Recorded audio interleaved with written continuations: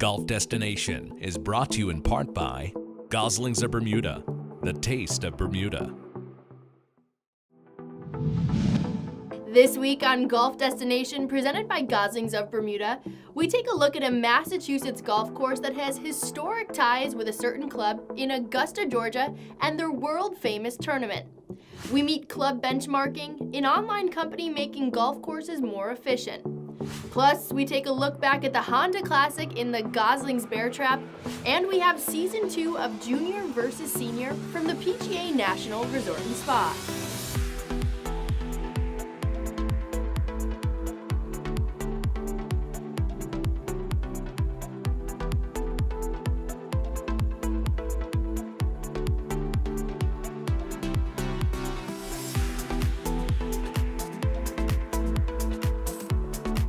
Welcome to Golf Destination. I'm your host, Meredith Gorman. The first week of April from Augusta, Georgia is the official first week of golf season for golfers. Several years back, we captured the last known interview with World Golf Hall of Fame member and Thorny Lee member Herbert Warren Wind, the man responsible for naming Amen Corner. The whole thing about golf, there's so many people who play well in many different eras. When I was beginning to cover golf, Hogan was having trouble. He had a lot of talent, but he had a hook, and he wasn't putting well. And you saw him develop from a guy who could hit the ball pretty darn good into a great player. You saw people like Byron Nelson, who I think is one of the nicest men I've ever met, a judgment that many people join me in. There's some awfully nice people in golf. I got to know Jones well. Jones had one of the most wonderful minds. He was an engineer. He went to Harvard after he got out of college. He became a lawyer. He was also a very nice man. He had whatever great people have that enabled them to do things that they shouldn't be able to do. Just being in his company was something. I'm not kidding. He was a good friend. I knew Jack Nicklaus very well. I know Jack Nicklaus very well. When I first met Jack, he was young. He got a little stubborn when he turned pro and made a lot of money early. Essentially a nice guy. He had a wonderful father. I think Jack learned more between the age of 35 and 50 than anyone I've ever seen. And there was a particular moment when I thought he was just about growing up. I think it was the 1969 Ryder Cup match, which was played in England, and in the last match, he and Tony Jacklin were playing together. And the whole thing was tied as they came down the stretch.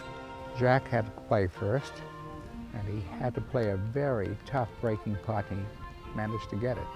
Then he got up and picked up Tony's ball and threw it to him. So yes, I don't think you would have ever missed this putt, but I'm not going to give you a chance. The players on the United States team were furious with him.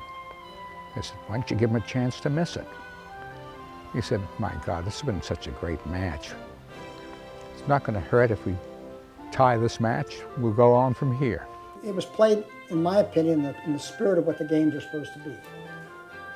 And I got a lot of credit for giving a guy a little putt. Jack had grown up into a great guy. I like him very much. Ben Hogan, when we worked together on the modern fundamentals of golf, we met 2 times for 5 days.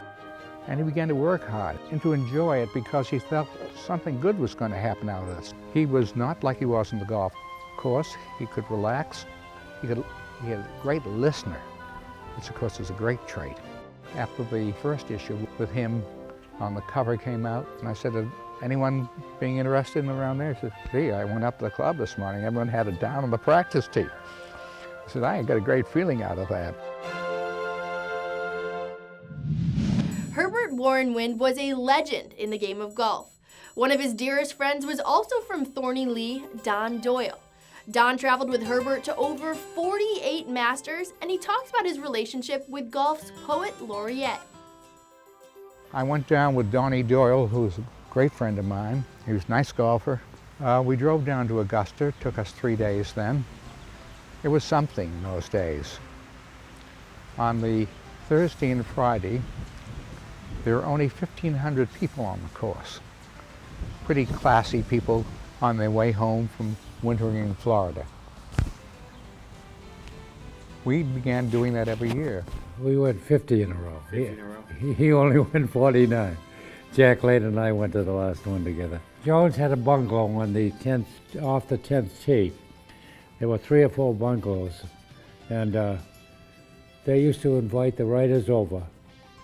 But you had to be a friend of Bobby, or else he had read some of your stuff and he wanted to see you.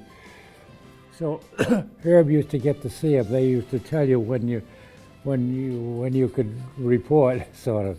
And Herb used to go there once a year and look forward to it so much, you know. He said it was terrific. Robert Tyre Jones.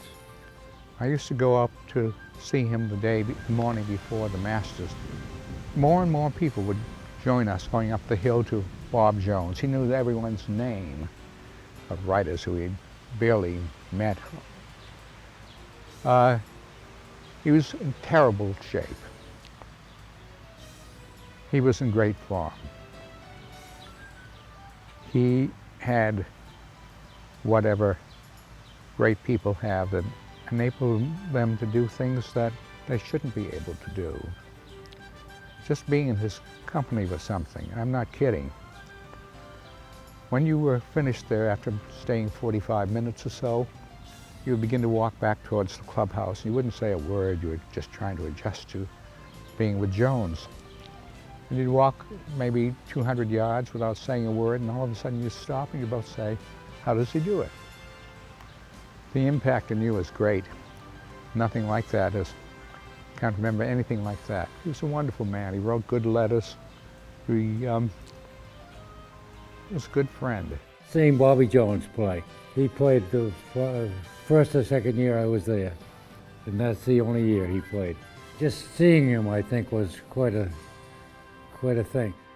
Don passed away a few years back, but his family can still be seen every Friday night at his favorite table in the grill room of Thorny Lee. Up next, we speak with the Thorny Lee member Matt Parziali, who qualified to play in the 2018 Masters Tournament, and meet the membership as the excitement surrounding Matt's success electrifies the club. Welcome back to Golf Destination. I'm your host, Meredith Gorman. Brockton firefighter and Thorny Lee member Matt Parziali punched his ticket to the Masters by winning the USGA's Mid-Amateur Championship. We spoke to Matt before he headed to Augusta, Georgia.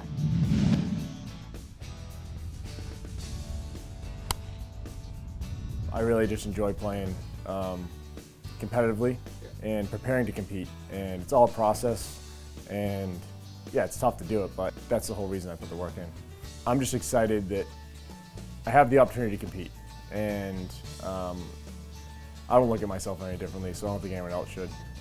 So preparing for the year, I've talked to a bunch of guys who've won the Mid-Am before, friends that I have in the PGA, that are on the PGA Tour that have played the Masters. And you know, I've been putting a lot of work in with my coach too, and he's been great all winter. The weather's tough up here, but we found time to prepare, and I took the trips at the right times to be able to be in the warm weather and play some golf. Sean Hester, I've worked with him the last 7-8 years. We have a great relationship, and we have a lot of fun when we're together. So it's always good to have a guy like that that understands what you're trying to do, and he's not scared to say anything, which is the best. The support from Thorny Lee has been incredible, from the fire department, friends, family. I mean, everyone's excited about this, so it should be a lot of fun. I haven't talked to my dad about his thoughts, where he's been away in Florida. I saw him 1 week when he kept him caddy for me, but I'm sure he's excited. I'm sure he's getting ready to go. He's actually coming down this weekend with me he's going to be able to play Augusta, so that'll be a great experience for him too. Playing Augusta the first few times, it's been great. The people there are fantastic. The course is obviously just such a special place, and you got to be very creative, and I like that aspect of the course. The first tee of the tournament, it's tough to answer that question. I mean, yeah, I've teed off the first tee of many tournaments, and I've been nervous in all of them. This is obviously a bigger event, but I'm proud of the work I put in to get to where I'm at, so I'm excited for what those emotions are going to be like. It's been busy, it's been fun, and looking forward to competing. It goes without saying that many of his friends and club members are excited for their club champion to compete not only at the Masters, but also in the U.S. Open and the U.S. Amateur. Thorny Lee is a very historic golf course, built in 1900. A lot of history here. Great players, John Hedges, Steve Tasho. A lot of members have had a lot of success, both on the state and regional level with Mass Open, Mass Amateurs. So now with Matt elevating to a national champion, our history of champions and in the city of champions in Brockton has continued. So the feeling around the club is incredible right now. We're super proud of him. It's a kid who grew up here, again in the bag room, came up in the bag room. It's a small club, but we're proud of all of our members. But what he's doing now, it's just so impressive. Well, away from the golf course, he's a regular guy. He's a firefighter in the city. His dad was a firefighter in the city. I play golf with his dad, and Dad's been taking money from me for years. So that's following the footsteps. Well, Matt's always said he learned to compete on the links of Thorny Lee. It's a golf course and a club, a lot of camaraderie, a lot of spirited competition. And for years, Matt playing in events with his fellow members, I think he can attest that playing around at Thorny Lee is a great preparation for the pressure one would take in playing competitive golf. Matt's best part of his game is definitely his short game. Matt really has a touch around the greens. He putts unbelievable, can get it up and down from anywhere. And now that he has his new driver in his bag, he's really bombing that thing down there. So we're excited for him. He's probably one of the most humble people I know. If you met him out for a beer, you wouldn't even know, what's going on in his life right now. He wouldn't bring it up. He'd talk to you about sports. He'd talk to you about hockey. He'd talk to you about anything else. You'd have to bring it up with him. And that's what makes it so much better. You root for guys like that. We wish you the best of luck this year, Matt. And if you would like to see more content of Matt, including the club send-off, visit our YouTube channel at Golf Destination. Still ahead, we learn about a company that is helping clubs become more financially competitive, and we take a look back at the Goslings Bear Trap at the Honda Classic. Welcome back to Golf Destination, presented by Goslings of Bermuda. I'm your host, Meredith Gorman. In all business, it's wise to keep an eye on the books, and the golf business is no different. Club Benchmarking is a web-based program that helps clubs do just that. Our core belief at Club Benchmarking is very simple. It's very clear in our mind. Our goal is to make more empowered general managers, more strategic boards, and a stronger club industry by elevating fact over opinion in the decision-making process. Once you become a member of a private club board, you find yourself in many situations in the boardroom with your fellow club members, having discussions about a vast array of topics, everything from food and beverage to course maintenance to membership issues. While we've all had some success in various walks of life, it doesn't mean that we're experts on the club business. If you're making decisions based on what you think rather than what we know, meaning a common set of facts, I think it could be very problematic, and maybe you'll arrive at the wrong conclusion. So the genesis for the idea really is to help a board discharge its fiduciary duty by elevating fact over opinion in the boardroom. The basic premise is that a group of people are smarter than any one individual in the group, and that's no different in the club business. What we've done is we put together a platform that aggregates the complete wisdom of all the people that have input data and allows any one manager to interrogate that aggregated knowledge, all the years of experience, all the variation that exists in the industry, all the different ways of doing things. It's all in one place and all accessible by any one person or manager from their desktop. It's literally being able to see into the insight and the experience that's been generated in this great industry over a long period of time. The reality is that the impact that you can see is much more significant than I could have ever envisioned.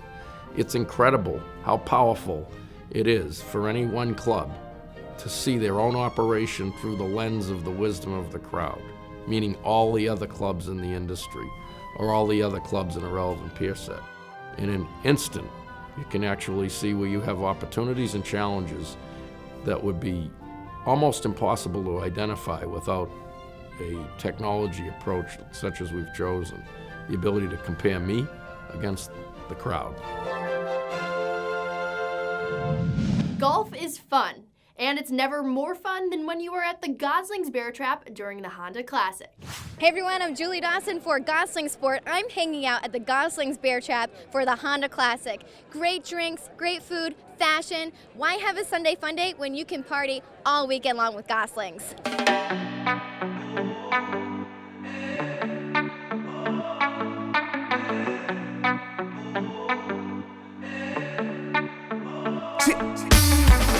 So the experience has been great. I've had a great time. I have a bunch of friends here. I love watching golf, and there's not a better place that I've been to watch golf. You got a few holes around here you can see. It's just amazing. What a great time it is. This is the place to be. I know a lot of guys talk about, the tournament that's out in Arizona, but I think the Honda Classic has definitely lived up to its expectation. Like, you guys come here, this is such a great time. I recommend it for anyone. It is awesome. Could you tell me a little bit more about your wardrobe inspiration? So a few years ago, a friend of mine and I realized that the better that you're dressed, the more you can get away with, the more you're allowed to drink and have a good time. I'm with Scratch Bastard and the one and only Ambrose Gosling. We're having a great time at the Goslings Bear Trap. He was tearing it up on the dance floor, scratching hard. And can you talk to me a little bit more about your music? What can people expect from you that might not have heard from you? As a DJ, I like to play a little bit of everything. I like to prepare myself, but you can't over-prepare. You got to wait till the people come. So also, when you have Ambrose Gosling in the crowd, starting conga lines at 6 p.m., half your job is done. What do you think about the scene here so far? A lot of rum and a lot of fun. Rum and fun, and how about for you? I like to party. Are you guys enjoying your time here at the Goslings Bear Trap? 83, sunny skies, February. How could you not? And how about for you? I think this is what they call paradise. So yeah, we're doing pretty good out here. Red Sox versus Yankees, Celtics versus Lakers, Auburn versus Alabama. All big rivalries, but there is none bigger than Malcolm Jr. versus Malcolm Sr. We'll show it to you up next. Welcome back to Golf Destination. I'm Meredith Gorman. In 2017, Malcolm Gosling Jr. challenged Malcolm Sr. to a match the day after the Honda Classic at PGA National Resort and Spa. Malcolm Sr. came away as the victor, and now Malcolm Jr. looks to exact his revenge. Father versus son has always been a tradition here. Senior won last year, now Junior is now the current title holder. Tell us, Senior, how do you feel about your son being the current title holder? Well, I have to be honest with you, it's very humbling. Last year, if you remember correctly, it was over 18 grueling holes that I think I edged him by one shot. I wasn't really on my best game last year, so I was out here at 6 o'clock in the morning looking at the greens, studied the golfers, the PGA golfers the entire week, so I really knew what I was going to do here. It just goes to show, never count your chickens, because I had this one. And then all of a sudden, out of nowhere, he sinks a 35-foot putt to take the crown. So I just have to say congrats, son. Congrats, baby. Thank you, Dad. It really just comes down to that one clutch putt at the end. Sorry. Well, we hope you enjoyed the show. You can always find us online at Golf Destination, where the conversation goes 24/7. Thanks for joining us, and we'll look forward to seeing you soon. I'm Meredith Gorman. Thanks for watching.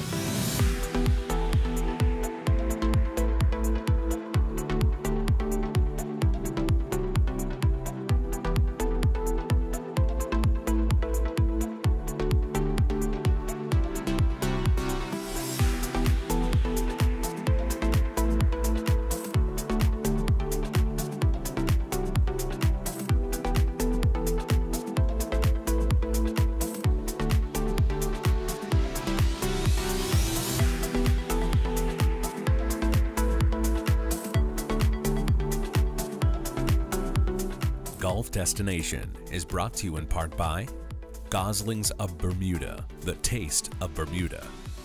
The Preserve, New England's only four-season sporting community. Avidia Bank. Delta, keep climbing.